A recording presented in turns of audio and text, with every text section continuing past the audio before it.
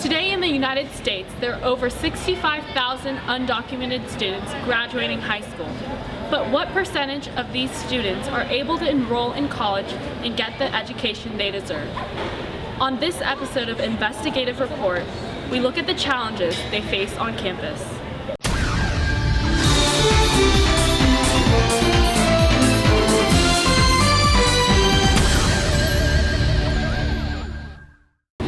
For undocumented immigrant there's always the fear of deportation.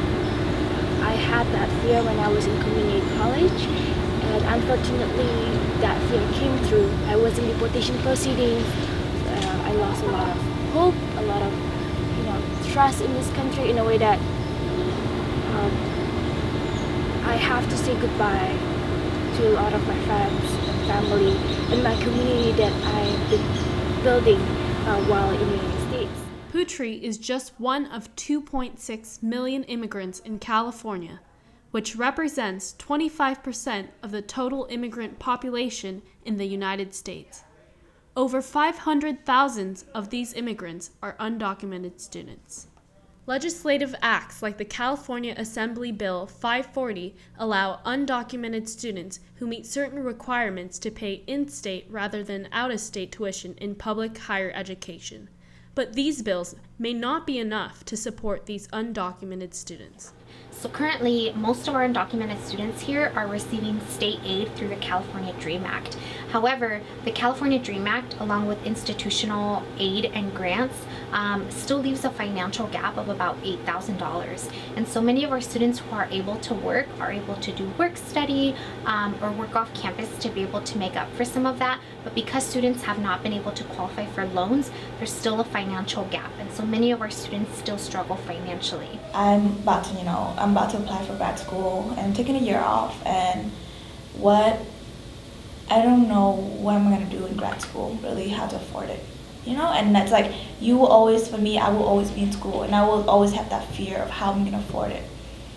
And it sucks because people be like going on vacation and you're like, oh, let's do this after, undergrad's over. I can't do that. I can't, because money will always be tight. To help students like Kiki, the UC Berkeley Undocumented Student Program offers services such as emergency grants, legal support, housing resources, and health services. But recently, another issue has been rattling the undocumented student community: the appointment of Janet Napolitano as the president of the UC system. She has deported almost 2 million immigrants, and that's not just deportations, right? That's like racial profiling, that's like undetermined detention. So I know people who have been detained for weeks, months, years.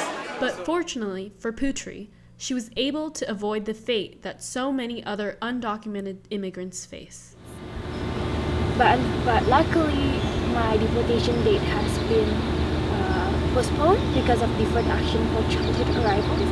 And now I have working permit, social security number, and I can get driver license. But I still have to renew that deferred action every 2 years. Reporting from Cesar Chavez Student Center, this is Kanaki Maizumi with CalTV.